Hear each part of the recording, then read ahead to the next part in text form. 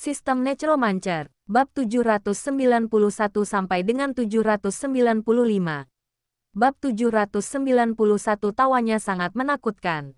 Menurut adat penamaan Wu Heng, itu pasti akan didasarkan pada karakteristik penampilan.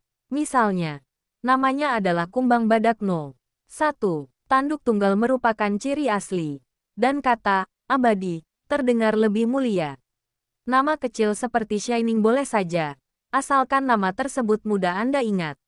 Setelah memastikan nama kerangka itu, Wu Heng mulai mencari inti mayat di tanah. Saya belum melihat inti mayat level 20. Setelah mencari di tanah selama beberapa saat, dia akhirnya menemukan inti mayat berwarna ungu merah di mana kepala Raja Mayat awalnya berada dan menggulingkannya ke samping. Dengan kantong plastik di tangannya, dia mengambil inti mayat dan memeriksanya. Ukuran inti mayat tidak berubah sama sekali, tetapi sensasi memegangnya di tangan sedikit berbeda. Inti mayat aslinya seperti pektin, tetapi kali ini lebih keras. Agak seperti tulang penuh pembuluh darah, atau batu giok. Inti mayat. Glenda terbang dan mengamati inti mayat itu. Yah, ini inti mayat level 20. Aku akan mengambilnya kembali dan membiarkan sang alkemis melanjutkan mempelajarinya. Wu Heng memasukkannya ke dalam kantong plastik dan memasukkannya ke dalam cincin luar angkasa. Kakek berkata, pengembangan ramuan inti mayatmu terlalu lambat. Kurasa akan lebih efisien menggunakan inti mayat ini untuk bereksperimen dan membudidayakan zombie cacat. Wu Heng tercengang. Dia tidak pernah memikirkan ide ini. Saat ini, ramuan tersebut hanya dikembangkan untuk menghasilkan inti mayat tingkat ketiga, yang merupakan inti mayat zombie tingkat 15. Kami bahkan belum meneliti ramuan level 18, apalagi ramuan level 20. Berdasarkan kecepatan R dan D sang alkemis tengkorak saat ini, bahkan jika ia menjadi pahlawan, ia mungkin tidak dapat mengembangkan ramuan jadi level 20. Itulah sebabnya Granda menyebutkan penggunaan inti mayat untuk eksperimen distorsi. Akhirnya aku mendapatkannya. Wu Heng enggan melepaskannya. Dengan basis eksperimen yang ada saat ini, hal semacam ini tidak akan kekurangan di masa mendatang. Imbu Granda. Wu Heng memikirkannya dan merasa itu masuk akal. Biarkan sang alkemis membuat rencana terlebih dahulu. Glenda mengangkat bahu. Terserah kamu. Aku cuma menyampaikan ideku sendiri. Wu Heng mengangguk dan berjalan keluar sel bersama para hantu dan kerangka pengawal. Dia berkata kepada kerangka berkepala besar yang menjaga pintu, katakan pada pasukan kerangka untuk kembali dan menunggu, dan bersihkan sel ini. Setelah perintah diberikan, pasukan kerangka mulai mundur. Beberapa kerangka juga masuk ke dalam sel dan mulai membersihkannya. Wu Heng mengobrol santai dengan hantu itu dan berjalan menuju kantor. Kembali ke ruang pemantauan. Wu Heng terus memeriksa situasi di sel lain yang diawasi. Xiao Xiao sedikit bersemangat dan menjelaskan beberapa aturan kepada kerangka baru, Sanshan. Tampaknya Xiao Xiao lebih menyukai kerangka yang diberi nama olehnya sendiri. Ledakan gelombang. Terdengar ketukan di pintu. Datang. Pintu terbuka. Dan sang alkemis kerangka serta penyelidik kerangka masuk dari luar. Wu Heng melirik buku catatan kerangka yang mencatat waktu dan perubahan pada hewan yang cacat. Dalam hal catatan, itu cukup rinci. Sambil meletakkan buku catatannya, Wu Heng mengeluarkan beberapa inti mayat dan berkata, ini untuk kamu analisis dan coba. Yang ini level 20, dan hanya tersisa satu. Gunakan dengan hati-hati. Sang alkemis kerangka mengambilnya, memilah, dan mengemasnya dengan hati-hati. Kemudian dia membungkuk dan meninggalkan ruangan. Wu Heng tetap tinggal di penjara hingga sore hari. Karena tidak ada yang bisa dilakukan, ia kembali ke asrama, membuka gerbang, dan masuk. Lepaskan hantu itu dan taruh kembali kompanion Yin Jade di atas meja. Wu Heng membuka pintu dan keluar ruangan, lalu turun ke bawah bersama kerangka itu. Minnie dan Robe sedang memangkas cabang-cabang tanaman pot di ruang tamu. Ketika mereka melihat Wu Heng, mereka langsung tersenyum. Tepat saat saya hendak berlari untuk menyapa, saya melihat tengkorak berbentuk seperti kumbang badak berjalan di belakang saya. Wajah kedua pelayan itu berubah dan mereka tanpa sadar mundur 2 langkah. Dia bertanya dengan tenang, Guru, apakah itu kerangka baru Anda? Wu Heng menoleh ke belakang dan berkata, nah, kerangka baru. Panggil penjahit kerangka untuk membuatkan jubah khusus untuknya. Baik, Tuan. Robe setuju dan berlari kecil pergi. Tak lama kemudian, penjahit tengkorak pun didatangkan.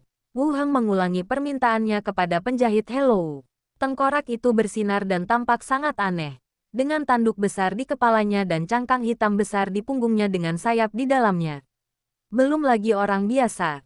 Bahkan para pembantu pun ikut terkejut saat tiba-tiba melihatnya. Lagi pula, jika Anda ingin membawanya di kemudian hari, Anda tetap perlu menutupinya. Setelah mendengar permintaan tersebut, penjahit kerangka mulai mengukur kerangka Sanshan. Minnie duduk di samping Wu Heng, melipat tangannya, dan bertanya dengan lembut, "Tuan, dari ras apa kerangka ini?" "Aneh sekali," Robey menirukannya, dengan mengatakan, "Kelihatannya seperti serangga besar di pohon." Wu Heng tidak tahu bagaimana menjawab. "Saya tidak tahu ras apa itu, tetapi Anda tidak akan melihatnya secara normal." Minnie berkata, "Spesies langka. Tuan, tidak akan ada masalah jika Anda mengubahnya, kan? Jangan khawatir. Itu bukan termasuk spesies langka di asosiasi tersebut. Guru, kerangka ini tingkat berapa?" "Tingkat 20. Mata Minnie dan Robe langsung melebar. Keduanya menunjukkan ekspresi tidak percaya. Kerangka tingkat 20. Pemimpin yang tinggi dan perkasa hanya berada di level 20. Tuan rumahnya tiba-tiba mengeluarkan kerangka level 20. Sungguh luar biasa." Wu Heng memeluk kedua gadis itu dan berkata, "Jangan beritahu siapapun tentang tengkorak level 20 ini. Ini kartu truf kita." "Baiklah," Minnie menjawab tanpa sadar. Robe juga mengangguk. Pada saat ini, dia menatap kerangka aneh di depannya, dengan keterkejutan masih di matanya. Tidak heran kalau begitu aneh. Ternyata itu adalah kerangka level 20. Tak lama kemudian, si penjahit selesai memotong dan membuat jaket anti-angin besar berwarna abu-abu tua. Ia dikenakan pada kerangka kumbang badak, dan tudung memanjang dikenakan untuk menutupi seluruh tubuhnya dengan rapat. Satu-satunya perbedaannya adalah tanduk tunggal di atas kepala tampak seperti helm runcing di bawah tudung. Punggungnya melengkung tinggi, memberi kesan kepada orang bahwa dia adalah seorang lelaki tua dengan punggung bungkuk yang sangat berlebihan. "Ayo keluar dan lakukan beberapa percobaan," kata Wu Heng. Kumbang badak kerangka berjalan ke halaman dan tubuhnya tiba-tiba membesar, membentuk kerangka raksasa setinggi 3,5 meter. Jubah lebar di tubuhnya digantung di tubuh bagian atasnya seperti selendang. Ia menyusut lagi, tetapi jubah itu masih pas di badannya, tanpa robek karena perubahan ukuran tubuhnya. "Tidak buruk, baiklah. Kembali." Kumbang badak kerangka kembali dan berdiri di samping dengan patuh. Yang ada hanya kepala. Sesekali melihat ke sekeliling. Tampaknya dia cukup penasaran dengan lingkungan di sini. Minnie bertanya, "Guru, apa nama kerangka ini?" "Berkelap-kelip, berkelap-kelip, berkelap-kelip. Namanya agak salah," kata Robe. "Kedengarannya bagus. Anggap saja itu kebiasaan," kata Wu Heng sambil tersenyum. Dahi. Kedua pelayan itu saling berpandangan dan tidak berkata apa-apa lagi. Sambil bergantung pada Wu Heng, dia dengan santai berbicara tentang beberapa hal menarik yang terjadi di pulau itu baru-baru ini. Saat senja mendekat, Envier dan Annette juga kembali dari luar. Makan malam disajikan di meja dan kami duduk bersama untuk makan malam. Tunggu sampai setelah makan malam. Semua orang sibuk dengan urusannya masing-masing. Langit berangsur-angsur menjadi gelap. Setelah mencuci piring, Wu Heng kembali ke kamar tidurnya. Sambil menatap langit-langit, dia memikirkan inti mayat dan zombie level 20. Menurut rencana awal, budidaya zombie level 20 telah berhasil dan hasilnya cukup bagus. Ini memberiku arah. Anda dapat melanjutkan ke arah ini dan mendapatkan lebih banyak kerangka level 20. Tidak peduli seberapa sedikit raja zombie di dunia zombie, jumlah mereka masih lebih banyak daripada pahlawan di dunia lain. Jika Anda mengumpulkan raja-raja mayat ini dan melatih mereka selama beberapa hari, mereka akan mencapai level 20. Jika Anda menunggu 1 atau 2 tahun, Anda dapat melatih sekelompok kerangka level 20. Pada saat itu, tahta suci tidak akan berarti apa-apa. Asosiasi itu sampah. Siapa yang dapat menghentikan begitu banyak kerangka level 20? Berpikir dalam hatinya. Wu Heng juga tersenyum. Di belahan dunia lain, Ada solusi untuk masalah reputasinya. Ia hanya perlu menunggu pilnya diproduksi dalam jumlah yang cukup. Selama dikirim ke berbagai ras dan negara untuk dijual, itu akan cukup untuk meningkatkan diri Anda ke level 20. Maka kamu akan menjadi pahlawan. Hantu merupakan roh heroik, sedangkan kerangka merupakan mayat roh level 20. Semua bahaya dan kesulitan itu tidak ada apa-apanya. Ketika saya memikirkan masa depan, senyum muncul di wajah saya. Paman, kamu terlihat sangat menakutkan saat tertawa. Tiba-tiba, Xiao Xiao menjulurkan kepalanya. Bab 792 beberapa petualangan. Senyum Wu Heng memudar dan dia bertanya, Xiao Xiao, ada apa? Paman, kalau paman belum tidur, aku ingin bicara dengan Suster Lilith tentang kerangka bernama Sanshan. Xiao Xiao Fei masuk dan berkata dengan suara pelan, jika hantu ingin berkomunikasi melalui radio, ia perlu menggunakan tubuhnya. Wu Heng duduk dan berkata, kau boleh mengatakannya, tapi jangan bicarakan level kerangka dan level kita. Xiao Xiao bertanya dengan rasa ingin tahu. Paman tidak percaya pada adikku. Bukannya aku tidak percaya padanya.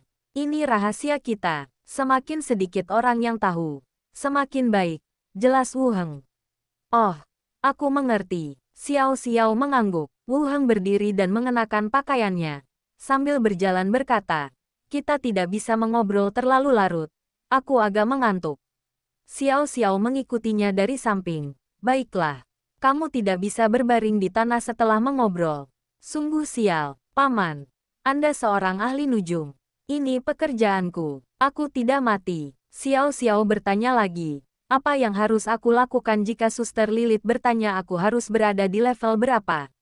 Katakan saja kamu sudah di level 18. Kalau ada yang belum kamu yakini, bilang saja sudah ku bilang jangan. Bagus, datanglah ke ruang radio bersama-sama. Wu Heng mengambil mikrofon dan bertanya, Kepala Lilith, dapatkah Anda mendengar saya? Tak lama kemudian, suara Lilith terdengar dari seberang sana. Ada apa? Xiao Xiao ingin mengobrol denganmu. Serahkan saja padanya, kata Lilith. Wu Heng mengedipkan mata pada Xiao Xiao lagi, lalu berkata, kita hanya bisa mengobrol sebentar. Aku tahu. Wu Heng melepaskan kehadiran ilahi dan pergi. Xiao Xiao kemudian merasuki tubuh Wu Heng dan berkata, Saudari Lilith, hari ini Paman menggunakan giokmu untuk mengubah kerangka besar. Paman memintaku untuk menamainya Sanshan. Tengkorak disebut dengan nama ini. Tidak terlalu mematikan. Paman bilang kedengarannya bagus dan dia sangat menyukainya. Tingkat kerangka berapa? Level 18. Kata pamanku. Itu cukup untuk membuatnya tetap aman. Alun-alun pusat, Wu Heng mengendalikan patroli kerangka dan berpatroli di jalan-jalan. Bersama para penjaga, pada saat ini, kebanyakan orang pulang untuk beristirahat dan tidur. Hanya ada beberapa peminum yang keluar dari pub dalam keadaan linglung, atau tawar-menawar dengan wanita-wanita yang menunggu di luar, dan masuk ke gang-gang gelap untuk bertukar perasaan. Wu Heng mengikuti patroli selama hampir setengah jam. Baru pada saat itulah dia mengangkat pengaruh kehadiran Tuhan dan kembali ke tubuhnya sendiri. Kali ini, Xiao Xiao menyuruhnya berbaring di atas meja. Wu Heng bangkit dan kembali ke kamarnya untuk beristirahat. Hari berikutnya, setelah sarapan, Wu Heng pergi ke dunia zombie lagi. Kami naik truk yang ditinggalkan di penjara dan tiba di pusat perbelanjaan di area pusat. Di dalam ruang konferensi, Wu Heng duduk di lantai pertama, dan Li Yahong duduk di sebelahnya. Di sisi berlawanan adalah Gao Rong, kepala pabrik militer, dan beberapa personel kunci dan peneliti. Li Yahong menceritakan kejadian itu secara rinci, lalu berkata, orang yang mencuri buku catatan tengkorak dan pembohongnya telah dibawa ke tim pencari. Mereka akan dilatih selama beberapa hari dan akan dipulangkan jika kinerja baik. Wu Heng mengangguk untuk menunjukkan bahwa dia mengerti. Gao Rong, bersama beberapa orang di sekitarnya, membungkuk dan meminta maaf. Kepala suku, ini salah saya karena tidak membuat pengaturan yang baik. Saya sudah mengadakan rapat dengan semua staf sebelum pergi. Hal seperti ini tidak akan terjadi lagi. Wu Heng menatapnya dan berkata, terakhir kali aku kembali, aku mendapati stafnya berantakan dan tidak ada seorang pun di kantor. Gao Rong, kaulah yang bertanggung jawab atas ini. Saat pabrik militer pertama kali diserahkan kepadamu, keadaannya tidak seperti ini. Hati Gao Rong menegang. Ternyata dia tidak puas dengan pihaknya.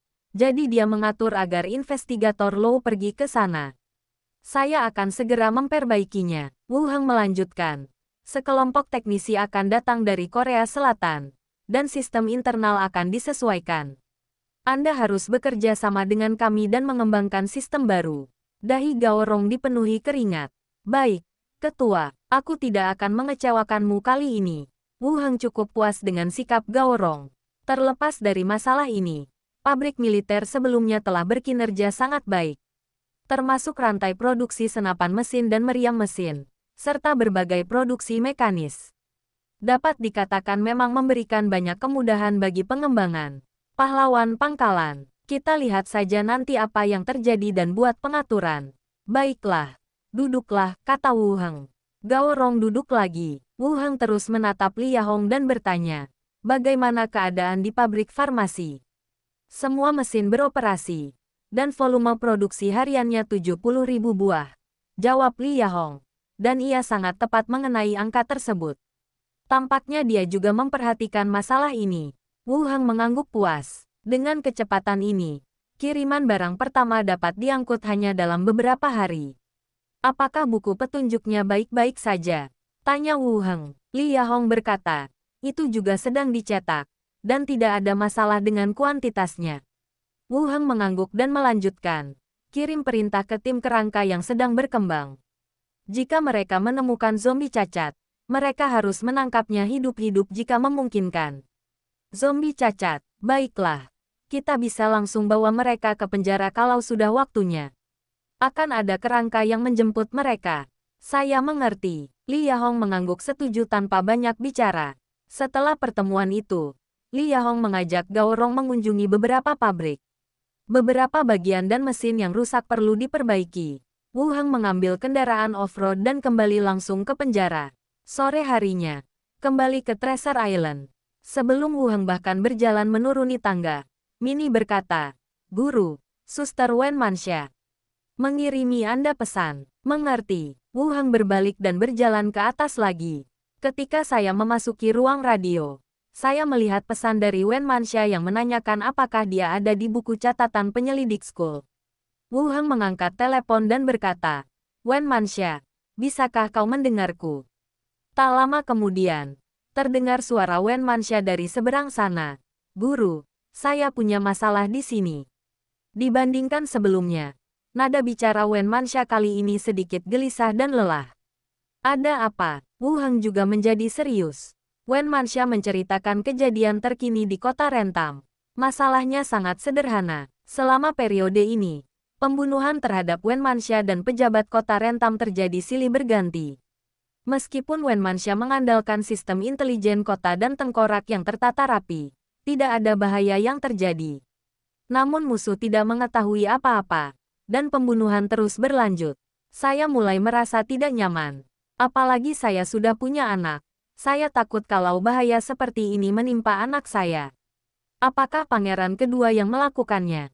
Tanya Wu Heng. Masih belum jelas. Penyihir kerangka mengikuti pasukan ke benteng dan membunuh mayat-mayat itu. Tetapi mereka belum diinterogasi. Utusan pangeran kedua masih di kota dan bahkan datang mengunjungi saya hari ini. Tetapi saya tidak melihatnya. Setelah ragu sejenak, Wen Manxia berkata dengan lembut, Guru, mengapa Anda tidak membawa bayi itu? Akan lebih aman. Tampaknya dia benar-benar khawatir. Wu Heng berpikir sejenak dan berkata, jangan keluar selama beberapa hari ke depan. Aku akan mengurus semuanya di sini, lalu datang menemuimu. Kita bisa membicarakan masalah ini nanti. Wen Manxia berkata tanpa daya. Aku membuatmu berlarian lagi. Wu Heng tersenyum dan berkata, tidak apa-apa. Aku tidak punya urusan penting sebagai kepala pulau. Tidak akan ada yang tahu kalau aku pergi beberapa hari. Kalau begitu, aku akan menunggu guru datang, kata Wen Manxia dengan suara rendah. Tenanglah. Tidak apa-apa. Semuanya akan baik-baik saja begitu aku sampai di sana. Dimengerti. Guru, bagaimana kabar bayimu akhir-akhir ini? Tanya Wu Heng. Nada bicara Wen Manxia juga jauh lebih santai. Semuanya baik-baik saja. Aku semakin gemuk sekarang. Jika Anda bisa membuktikan bahwa apa yang Anda makan bergizi, saya akan mengatakan Anda punya banyak modal. Wen Manxia tersenyum dan tidak membantah. Keduanya terus mengobrol sebentar, dan Wu Heng mengingatkan pihak lain untuk berhati-hati sebelum pergi. Setelah menutup telepon, Wu Heng berjalan turun ke bawah. Wu Heng turun ke bawah dan mendapati makan malam sudah tersedia di meja.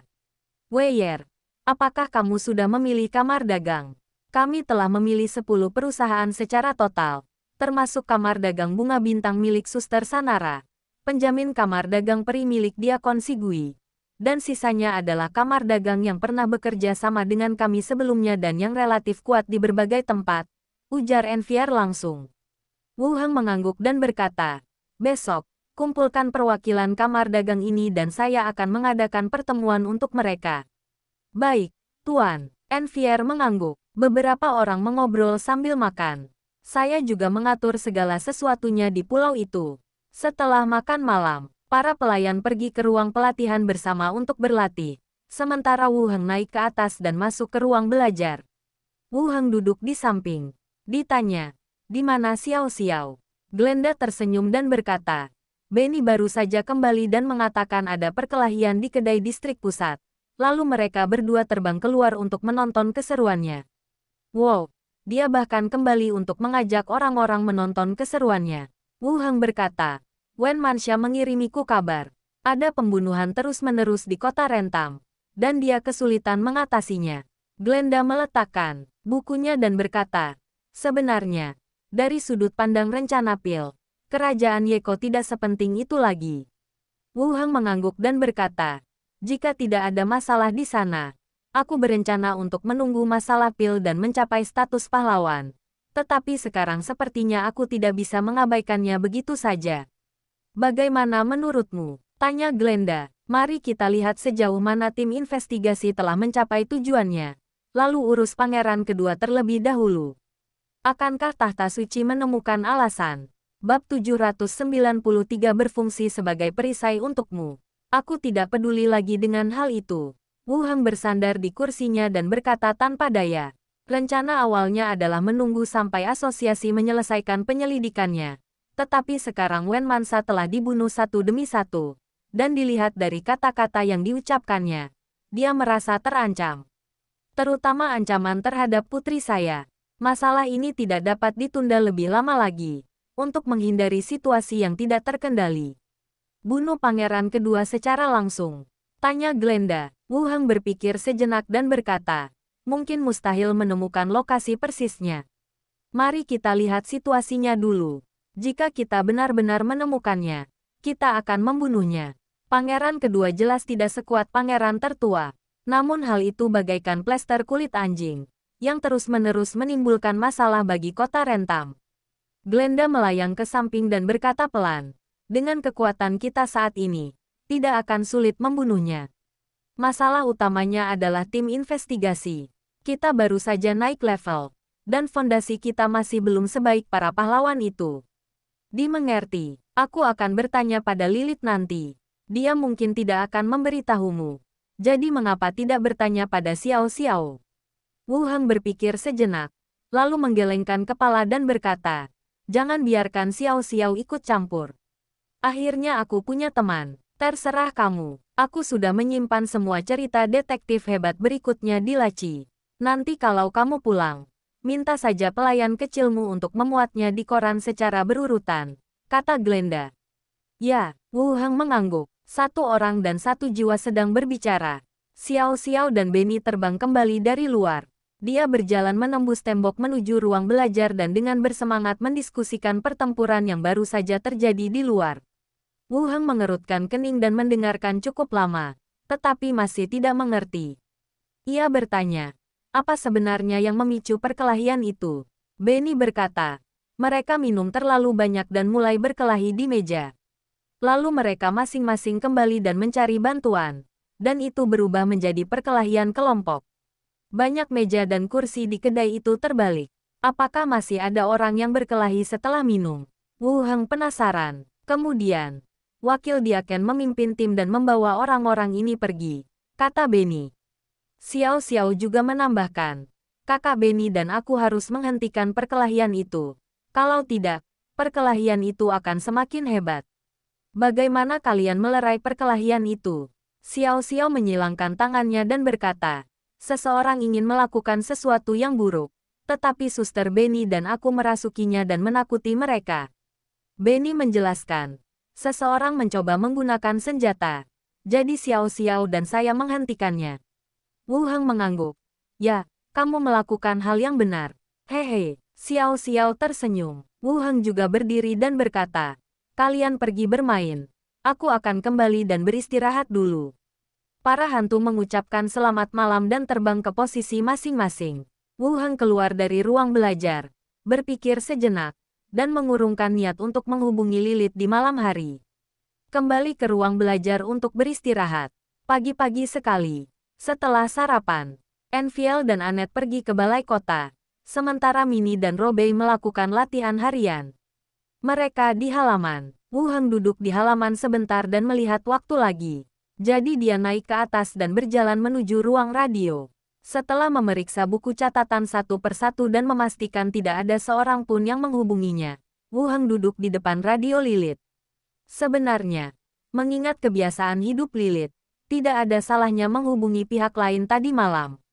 Bagaimanapun, masih ada beberapa perbedaan antara Xiao Xiao dan aku, dan agak tidak sopan mengobrol satu sama lain di tengah malam. Sambil mengambil mikrofon, dia berkata langsung, kepala Lilith. Setelah hening sejenak, suara Lilith yang tanpa emosi terdengar dari seberang sana. Wu Heng berkata langsung, kepala suku, saya ingin bertanya kepada kepala suku Saidu bagaimana perkembangan penyelidikan di kerajaan Yeko. Saidu adalah pemimpin agama, dan dia masih memimpin tim untuk menyelidiki kerajaan Yeko. Lilith berkata dengan tenang, dia masih di kerajaan. Apa kau takut dia akan kembali dan membuat masalah bagi Pulau Harta Karun? Masih menyelidiki di kerajaan Yeko. Lagi pula, dari apa yang dikatakan Lilith, dia tidak akan bisa kembali dalam waktu singkat. Wu Heng berkata, saya hanya bertanya tentang perkembangan tim investigasi. Kepala Saidu murah hati dan tidak akan menimbulkan masalah bagi Pulau Harta Karun. Suara Lilith terdengar seperti tawa. Aku tidak percaya kau berpikir begitu. Vatikan sangat ekstrim dalam tindakannya, dan keyakinan yang sudah mengakar sulit diubah. Jika dia kembali, aku akan memberitahumu sebelumnya agar kita bisa melakukan beberapa persiapan. Katakan pada diri Anda sendiri terlebih dahulu. Lilith akan tetap menjaga dirinya sendiri, apapun yang terjadi. Terima kasih, Ketua. Wu Heng berterima kasih padanya dan berkata, Ketua, sebenarnya ada satu pertanyaan penting lagi yang ingin saya tanyakan. Ceritakan padaku. Wu Heng berhenti berbasa-basi dan berkata langsung. Kota tempat saya sebelumnya menjabat sebagai kapten sedang berperang dengan pemberontak dari kerajaan Yeke. Saya ingin bertanya apakah pertempuran antara kedua belah pihak akan memengaruhi penyelidikan asosiasi. Asosiasi. Studi Diaken. Pintu terbuka setelah diketuk, dan seorang pedagang elf berjubah hijau muda masuk dengan ringan. Dia melirik kedua saudari di ruangan itu, membungkuk dan berkata, perwakilan kamar dagang Cuying. Salam untuk Diakon Sigui dan asisten Siali. Sigui melirik ke arah lawan bicaranya dan mengangguk.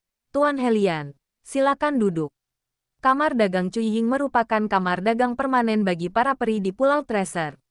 Beberapa barang yang dibutuhkan Sigui dan Siali juga diangkut ke sini melalui kapal-kapal kamar dagang Cuying. Perwakilan elf itu tidak duduk.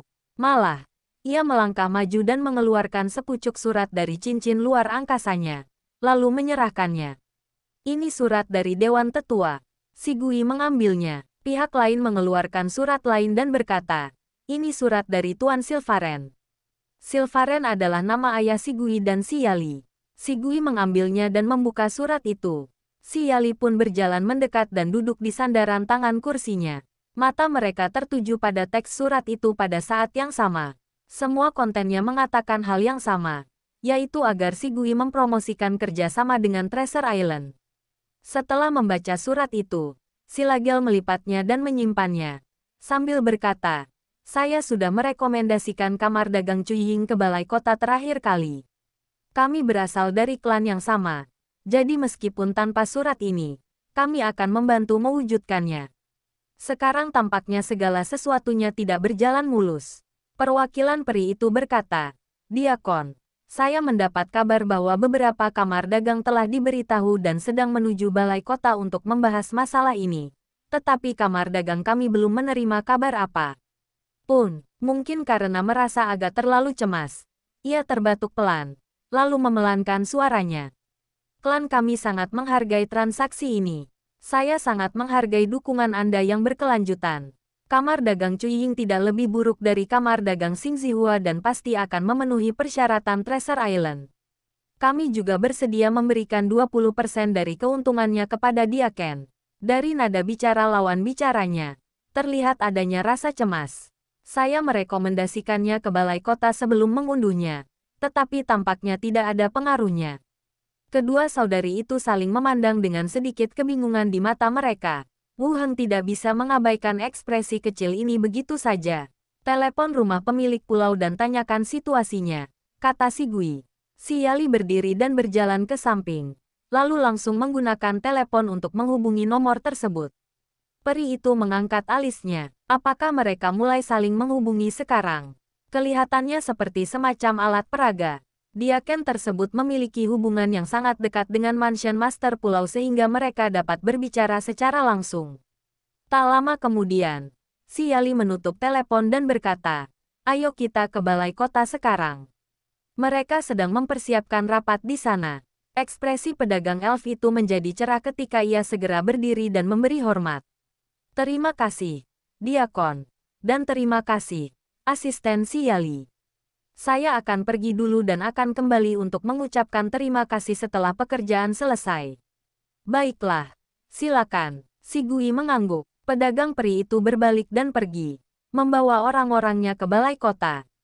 Menunggu orang-orang pergi, si Gui berkata, saya dengar mereka akan memilih 10 kamar dagang.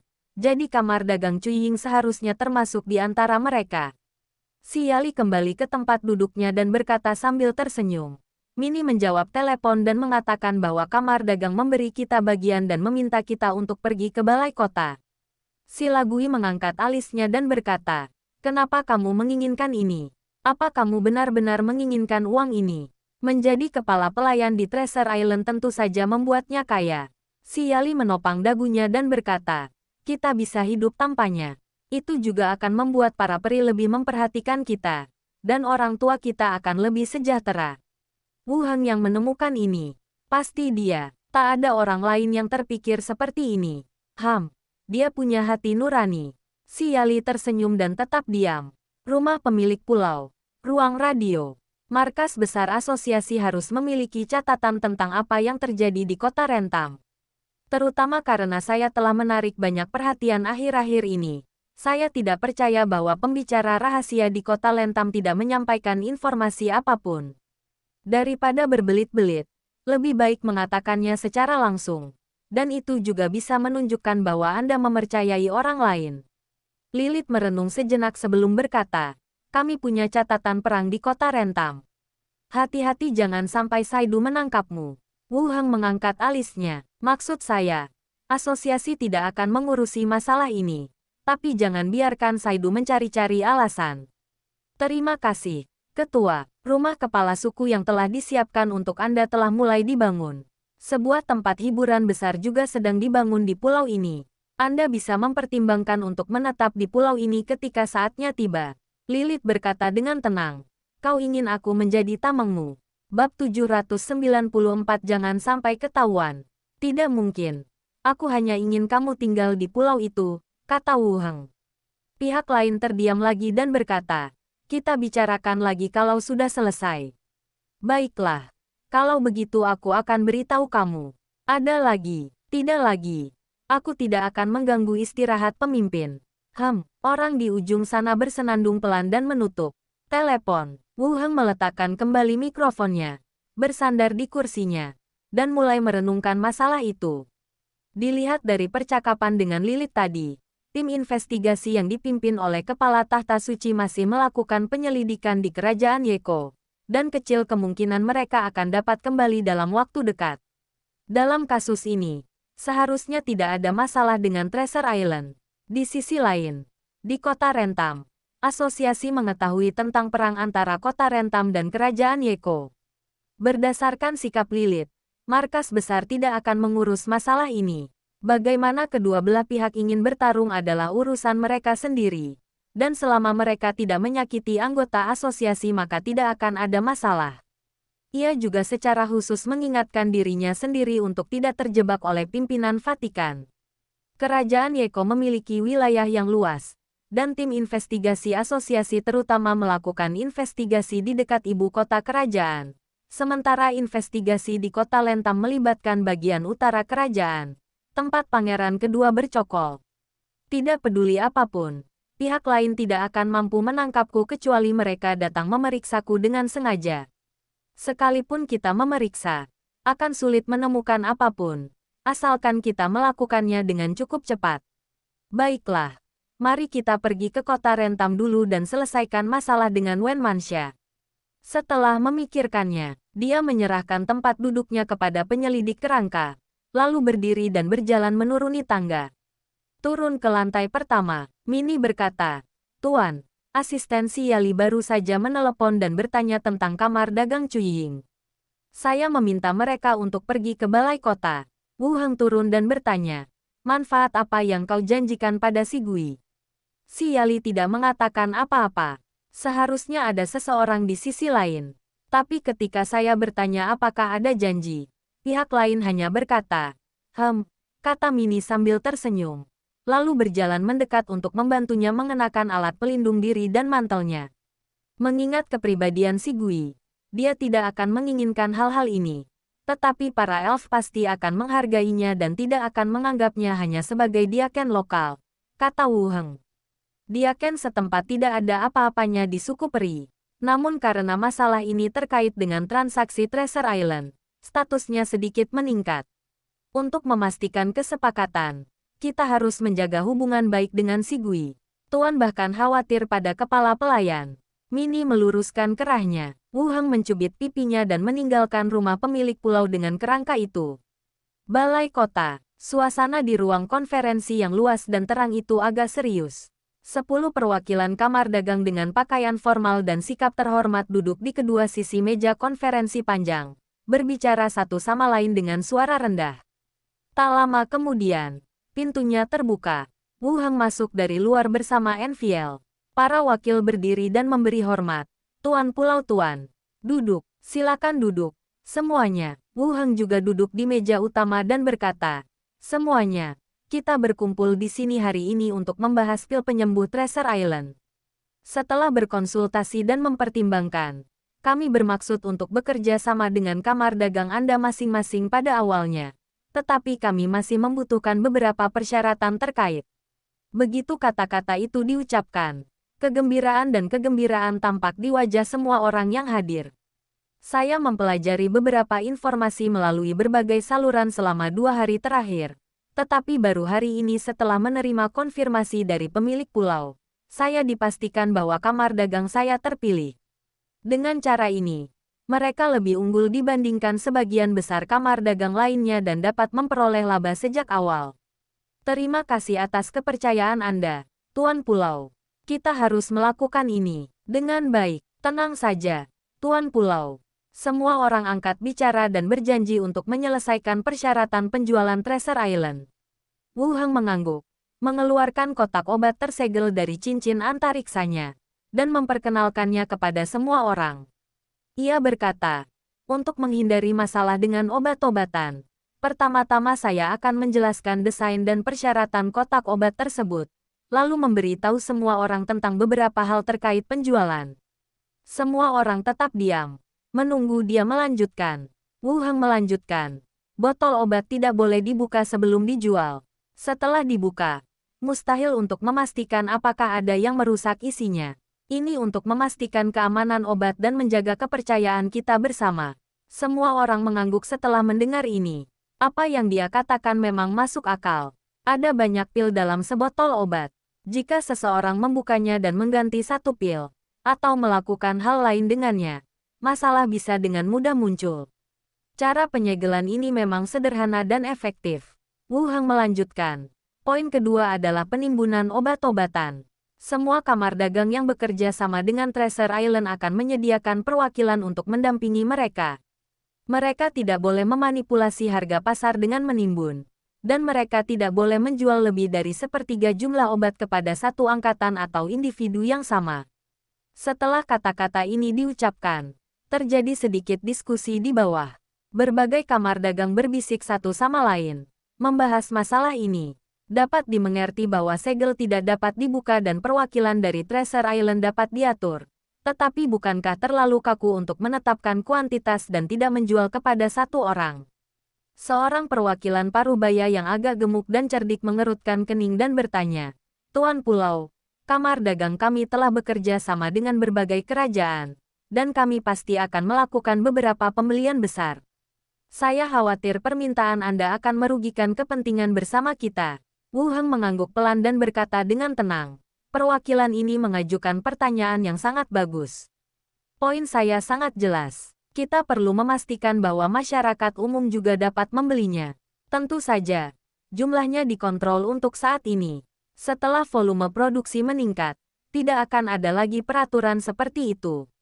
Siapapun dapat membelinya." Semua orang mengerti. Seorang perwakilan peri wanita yang anggun bertanya dengan lembut, "Tuan Pulau, bagaimana dengan pasokan dan harga barang? Saya ingin tahu apakah kita bisa menjamin pasokan yang cukup untuk begitu banyak perusahaan." Wu Heng berkata, "1 botol dihargai 9 perak. Setiap kamar dagang dapat menyediakan maksimal 20.000 botol. Tidak ada kamar dagang lain dengan permintaan pembelian sebesar itu. Anda dapat memesannya sesuai dengan ide Anda sendiri." 10 perwakilan kamar dagang saling berpandangan dan mengangguk sedikit untuk menunjukkan bahwa mereka mengerti. Masalah pil itu sudah dibicarakan dengan kantor pusat masing-masing, dan barangnya harus dibeli. Belum lagi bahwa barang itu diperoleh dengan susah payah di antara banyak kamar dagang. Harga akan ditentukan sesegera mungkin. "Tuan Pulau Tuan, kapan kami bisa mendapatkan barangnya?" tanya orang lain. Segala sesuatunya pada dasarnya telah berakhir sekarang. Harganya lebih murah dari harga pasaran. Kadin bisa untung. Pasokan mencukupi. Dan dipastikan laris manis. Kamar dagang tidak memiliki masalah dan hanya berharap mendapatkan barang lebih cepat. Wu Heng berkata, "Laporkan jumlah pesanan ke balai kota sore ini. Dan kita bisa mengatur seseorang untuk mengambilnya besok." Sangat efisien. Orang-orang juga tampak gembira. "Baik, Pak." Semua orang mengangguk. "Baiklah. Kembali dan bersiap. Siapkan kapal dan personelnya dulu." Semua orang memberi hormat lagi dan meninggalkan balai kota. Semua orang pergi. Hanya Wu Heng dan Enfiel yang tersisa di ruang konferensi. "Tuan, ketika kita menyediakan barang untuk kamar dagang, apakah kita perlu menjualnya secara serentak di semua titik penjualan di pulau ini?" Wu Heng berpikir sejenak dan berkata, "Mari kita buka penjualan dalam 2 hari. Secara bertahap dengan kamar dagang." "Bagus, kamu juga harus pergi dan bersiap. Mereka akan segera kembali untuk memastikan jumlah pembelian," kata Wu Heng. Enfier mengangguk. Lalu keduanya meninggalkan ruang kerja. Begitu saya keluar, saya melihat seorang perwakilan kamar dagang menunggu di pintu dan berkata langsung, "Nona Enwaya, kami bisa langsung mengonfirmasi jumlahnya." Enfier melirik Wu Heng dan mengangguk. "Ikut aku." Beberapa orang berjalan ke ruang samping untuk mendaftar. Kembali ke rumah Tuan Pulau. Wu Heng langsung naik ke atas, membawa hantu itu kembali ke tubuhnya, dan langsung menuju ke dunia zombie. Naik kendaraan off-road langsung ke pabrik farmasi dan angkut kotak-kotak pil terapi di gudang melalui gerbang ke Treasure Island. Mereka terus bergerak sampai hari mulai gelap. Semua barang ini baru saja dipindahkan. Untungnya, kerangka tidak memiliki kekuatan fisik. Jika tidak maka akan memakan waktu lebih lama. Kembali ke pusat perbelanjaan pusat dengan SUV. Wu Heng kembali ke kamarnya. Tak lama kemudian, Li Yahong mengetuk pintu dan masuk. Mengatakan, "Tanaman obat yang Anda kirim tumbuh terlalu cepat. Tampaknya obat herbal yang diberikan padanya telah memberikan pengaruhnya. Pengaruh tanaman yang ditanam belum jelas. Tetapi apapun yang ditanam di halaman akan tumbuh dalam 2 atau 3 hari. Kecepatan yang terlihat dengan mata telanjang." Wu Heng tersenyum dan berkata, "Ketika saatnya tiba, biarkan kerangka itu menanam sayuran apapun yang kurang. dan perlahan-lahan memulihkan keanekaragamannya. Baiklah, Li Yahong menyetujui, lalu hanya menatapnya dengan tatapan kosong. Wu Heng menyentuh wajahnya dan berkata, "Apa yang kau lihat? Kau terlihat seperti gangster." Li Yahong memutar matanya ke arahnya dan berkata, "Aku bertanya-tanya apakah ada dewa yang meramalkan akhir dunia dan memintamu untuk menyelamatkan kami." Wu Heng mengangkat alisnya. "Apa yang kau katakan adalah bahwa penghargaan harus diberikan kepada para dewa." Li Yahong tersenyum dan memeluk lengannya, berkata dengan genit, "Kau menyelamatkan kami. Kau adalah dermawan kami." Bab 795 seseorang di level 18 datang untuk membunuhnya. Keesokan harinya, di pelabuhan, pintu-pintu besi berat dari area gudang besar terbuka lebar, dan para pekerja yang diatur oleh berbagai kamar dagang, di bawah desakan keras dari manajer, memasuki gudang yang ditunjuk dan mulai memindahkan barang-barang. Kotak-kotak barang dibawa keluar, dan tulisan tangan yang jelas dapat terlihat pada kotak-kotak kayu itu. Pil perawatan Treasure Island, di lokasi kapal kargo kamar dagang Cuying. Peri kayu elegan Helion berdiri di sisi papan penghubung, memegang buku rekening di tangannya. Wajahnya penuh kegembiraan dan kegembiraan. Kerjasama dengan Treasure Island akhirnya telah dirampungkan. Selain itu, urutan pengambilan barang oleh kamar dagang juga paling atas di antara semua kamar dagang. Tampaknya Diakon Sigui memainkan peran yang sangat penting dalam hal ini. Di sini sedang sibuk. Sebuah kereta perlahan berhenti di jalan di luar pelabuhan. Kepala pelayan Sigui dan gadis dengan telinga kelinci putih turun dari kereta satu demi satu. Di belakang mereka, ada sekelompok orang, sebagian besar manusia dan kurcaci. Perwakilan peri itu tampak terkejut dan segera turun dari perahu untuk menyambut mereka berdua. "Butler, Nona Anet." Sigui berkata, "Balai kota akan mengatur perwakilan untuk mendampingi kamar dagang. Mohon bantuannya saat waktunya tiba." Perwakilan peri itu segera mengangguk. Tentu saja. Anet memberikan beberapa instruksi kepada orang di belakangnya, dan seorang kurcaci memberi hormat dan berjalan ke sisi perwakilan peri kayu. Sigui terus mengangguk dan mengikuti Anet ke kamar dagang lainnya. Konon pemilik pulau menyukai gadis-gadis orc. Peri kayu itu memperhatikan orang-orang itu pergi. Di luar pelabuhan, penduduk berkumpul, berbisik-bisik dan berbicara. "Mengapa kalian semua memindahkan barang hari ini?" Seseorang yang bisa membaca berkata, "Di situ tertulis pil penyembuhan Pulau Harta Karun." Semua orang segera mengerti bahwa pil Treasure Island mulai dijual ke kamar dagang. Dengan begitu banyak guild yang membelinya, berapa banyak alkemis yang dibutuhkan untuk membuatnya? Pemilik pulau pasti punya metodenya sendiri. Tuanku penguasa pulau, Anda sungguh menakjubkan. Rumah besar pemilik pulau. Di jalan di luar istana, kamar dagang yang tidak memperoleh kualifikasi kerjasama berbaris dalam antrian panjang. Semua orang tampak serius, bertanya-tanya apakah masih ada kesempatan untuk mendapatkan peluang kerjasama berikutnya. Gerbang rumah pemilik pulau terbuka. Di bawah perlindungan kerangka itu, gadis kucing kecil Robey menuliskan nama-nama kamar dagang dan perwakilan mereka yang datang untuk memberikan hadiah. "Nona, kapan Tuan Pulau akan kembali? Kamar dagang kami datang ke sini dengan tulus, dan kami ingin membahas kerjasama dengan Tuan Pulau secara langsung," kata pria berpakaian mewah itu sambil tersenyum. Luo Bei menggelengkan kepalanya dan berkata, "Pemilik pulau pergi pagi ini. Aku tidak tahu kapan dia akan kembali." Pria itu melirik ke dalam melalui gerbang, lalu tiba-tiba berteriak, "Tuan Pulau, Tuan, kamar dagang Falcon Wing telah datang dengan tulus." Robe sama sekali tidak terkejut, dan jelas itu bukan pertama kalinya dia melihatnya. Ia berkata pelan, "Jangan teriak-teriak. Pak Guru bilang jumlah koperasi dagang akan ditambah secara bertahap di masa mendatang. Tunggu saja sebentar. Nanti ada yang menghubungi." Satu, pria yang berteriak itu ingin berbicara lagi. Orang di belakangnya langsung mendorongnya ke samping dan berkata, "Kamar dagang Dawnport, mohon diingat untuk kami, Nona. Kamar dagang kami sudah berdiri selama 70 tahun. Semoga kami bisa terpilih lagi di lain waktu." Robe mengangguk dan memperhatikan. Perwakilan di belakang terus maju, memberikan hadiah dan mendaftarkan nama kamar dagang. Dalam penelitian, Paman, ada seseorang berdiri di pintu, berteriak ingin bekerja sama dengan kita. dengan air mata dan ingus mengalir di wajahnya. Xiao Xiaofei kembali dan berkata sambil tersenyum. Suasana di luar ramai hari ini, yang juga membangkitkan minat besar Xiao Xiao. Ia pun keluar untuk menyaksikan keseruan itu sejak pagi. Lalu bawa kembali berita dari luar. Biarkan mereka berteriak, jangan menyerah sampai mereka berteriak beberapa kali, kata Wu Heng. Pil tersebut tidak dapat dipasok ke begitu banyak kamar dagang. Dan barang-barang tersebut dijual terlalu tersebar, yang dapat menimbulkan situasi yang tidak terkendali. Lagi pula, ini adalah pertama kalinya terlibat dalam bentuk kerja sama ini, jadi perlu berhati-hati.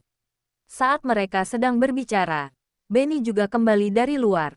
Ia melirik orang-orang di ruangan itu dan berkata, di pelabuhan, personel pendamping dari balai kota semuanya telah ditugaskan ke berbagai kamar dagang. Tidak ada masalah. Siapa yang membawanya? Annette dan Higgins, kata Bernie. Bagus, kata Wu Heng sambil tersenyum. Pil tetapi rencana penting untuk mendapatkan ketenaran. Terlepas dari apakah efek yang diinginkan dapat tercapai pada akhirnya, tidak boleh ada masalah di Treasure Island. Setelah mengobrol dengan hantu itu selama beberapa menit, saya memastikan bahwa rencana hari ini dilaksanakan. Secara normal, Wu Heng berdiri dan berjalan keluar. Turun satu lantai, Minnie telah mempersiapkan semua yang dibutuhkan untuk keberangkatannya.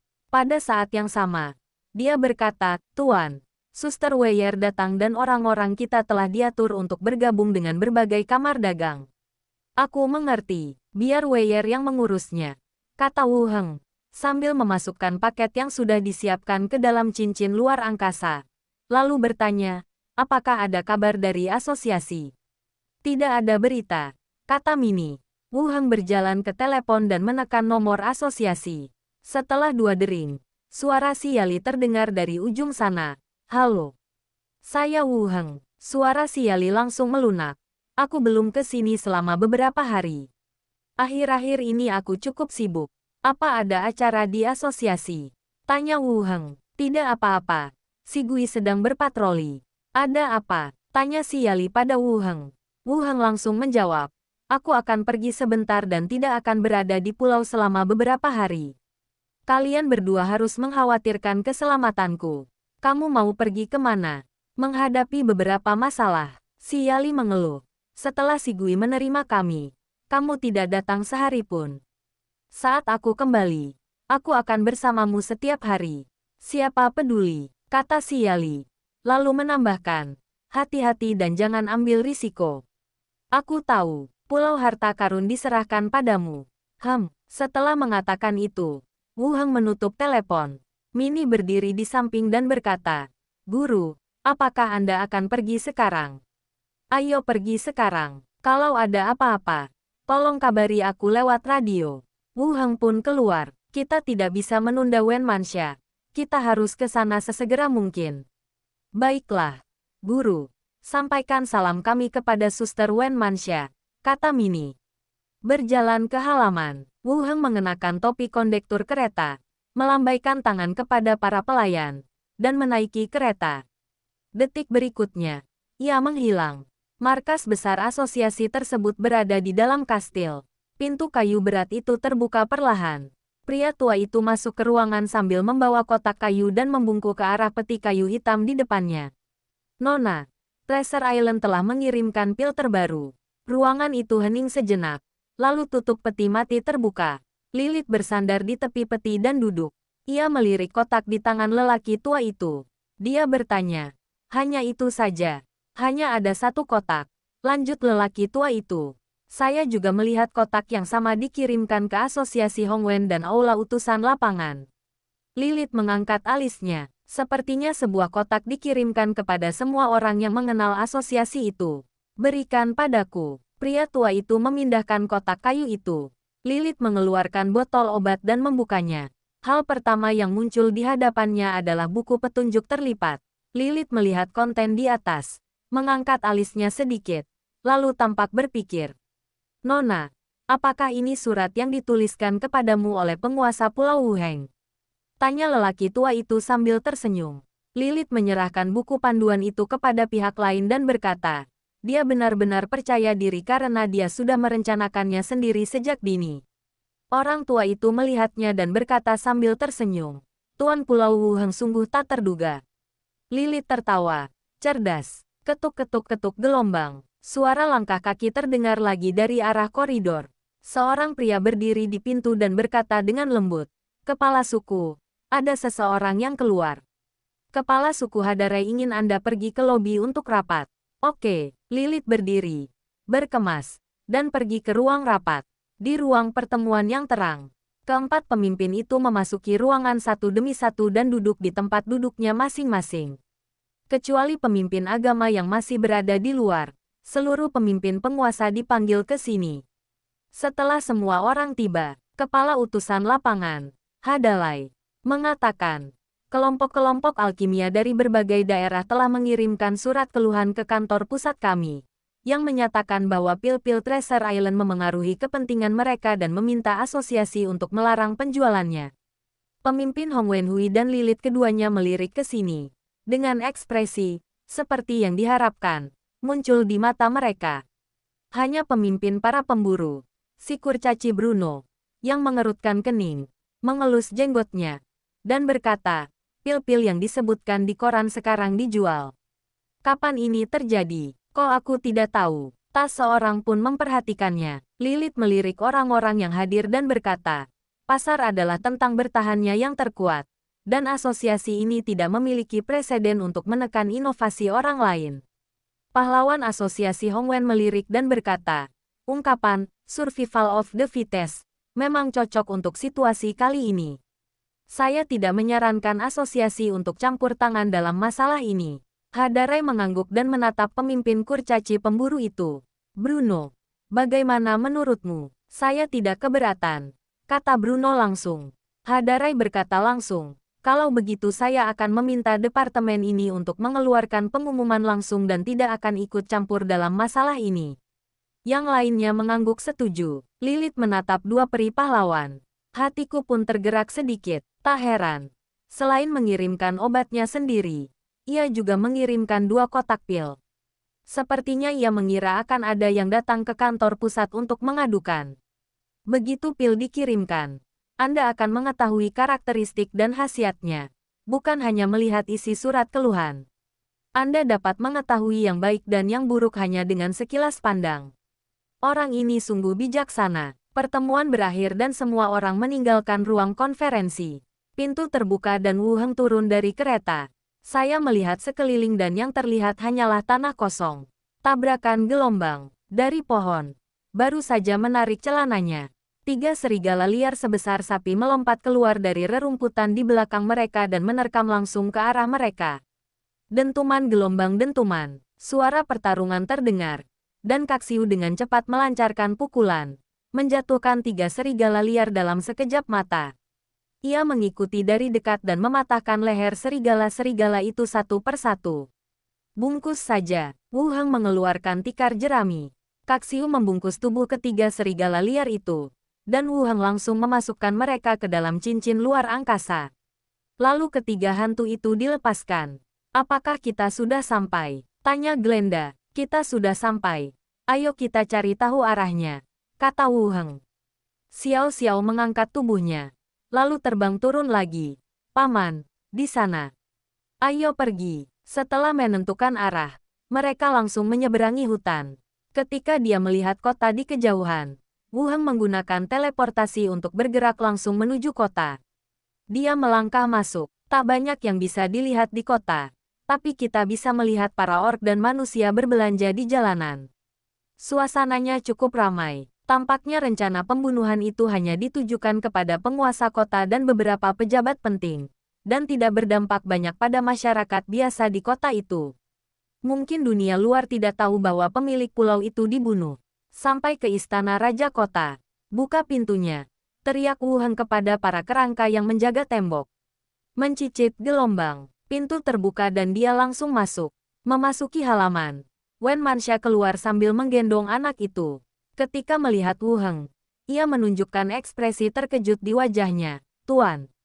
Wu Heng memeluk orang lain dan berkata, aku di sini, tidak apa-apa. Maafkan saya karena telah membuat guru khawatir, kata Wen Mansha dengan suara rendah. Tepat saat Wu Heng hendak berbicara, sosok lain keluar dari rumah. Rambut coklatnya yang panjang diikat, matanya yang cerah, alisnya yang panjang dan ramping, dan ia mengenakan baju zirah kulit. Ia berjalan perlahan ke arahku. Seekor macan tutul dengan bulu berkilau mengikuti di kaki Anda. Pengkritik yang ucapannya pedas. Diakon kota Blackrock, Slater. Mata Wu Heng berbinar. Wen Manxia menjelaskan. Diakon Slater khawatir tentang saya dan anak itu. Jadi dia tetap tinggal. Slater berkata, saya datang hanya untuk menemui kucing emas dan membantu Wen Manxia mengurus anak-anak. Wu Heng membuka tangannya dan berkata, kemari. Slater berdiri di sana, menatapnya dengan tenang. Hanya macan tutul yang berjalan mendekat dan mengusap kaki celananya untuk menunjukkan rasa sayang. Wu Heng mengambil kesempatan untuk memeluk macan tutul dan berkata, lebih baik bagi kita berdua. Masuklah ke dalam rumah dulu, kata Wen Manxia. Setelah memasuki ruangan, mereka bertiga duduk di tempat masing-masing. Wen Manxia membujuk anak itu sebentar, lalu menyerahkannya kepada penyihir kerangka di sampingnya dan membawanya ke kamar sebelah. Kemudian, Wen Manxia menuturkan kembali kisah pembunuhan beruntun yang dialaminya. Mereka terus-menerus dibunuh, dan beberapa profesional tingkat tinggi telah muncul di antara mereka. Setelah mendengarkan ini, Wu Heng bertanya, apakah kamu yakin ini ada hubungannya dengan pangeran kedua? Wen Manxia menggelengkan kepalanya. Utusan pangeran kedua bahkan mengunjungi saya. Rasanya seperti dia berusaha menjauhkan diri dari saya. Tapi selain dia, saya tidak bisa membayangkan siapapun yang akan bersusah payah seperti itu untuk membunuh saya. Di mana dia tinggal? Di ruang pribadi keempat di lantai 2 kedai kapak besi di luar kota. Ada seorang pria parubaya jangkung dan kurus yang berpakaian lebih seperti seorang pengusaha. Pengikutnya adalah seorang prajurit kekar yang, dilihat dari senjatanya, tampak seperti pendekar pedang berat, kata Wen Manxia sambil berpikir. Wu Heng mengangguk, melirik ke samping, dan hantu itu langsung terbang keluar. Di ruang pribadi kedai minuman, pria kekar itu berkata pelan, ada lebih banyak orang yang mengawasi kita. Aku khawatir dalam beberapa hari, mereka akan menyerang kita bahkan tanpa bukti. Saya telah berada di kota Rentam selama beberapa hari. Saya juga memiliki perspektif baru tentang penguasa kota wanita legendaris ini. Kota ini dikelola dengan baik, dan mereka sangat pandai mengendalikan dan melaksanakan pekerjaan intelijen di kota. Tidak heran mereka mengalahkan pasukan pangeran kedua hanya dengan mengandalkan kota perbatasan seperti itu, dan memilih beberapa langkah kecil yang kurang mengesankan. Pria jangkung dan kurus itu memutar cincin di jari telunjuknya dan berbisik. Bukankah Wen Manxia sudah keluar dari istana Tuan Kota? Pria kekar itu berkata, dia pasti ketakutan. Untuk saat ini, dia tidak akan menyerang kita. Pria jangkung kurus itu melanjutkan. Dalam beberapa hari, seorang profesional level 18 akan tiba dengan kereta hantu. Dia kemudian akan menghadapi Wen Manxia. Ketika mendengar kata-kata profesional level 18, mata pria kekar itu langsung menampakkan keterkejutan.